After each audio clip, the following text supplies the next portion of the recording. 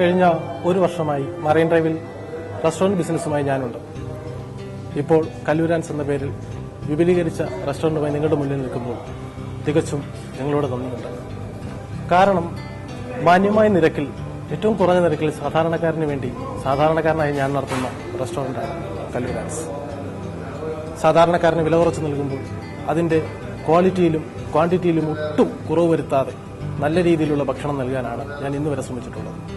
അതുതന്നെയാണ് എന്റെ തുടർന്നും ഉള്ള വിശ്വാസം.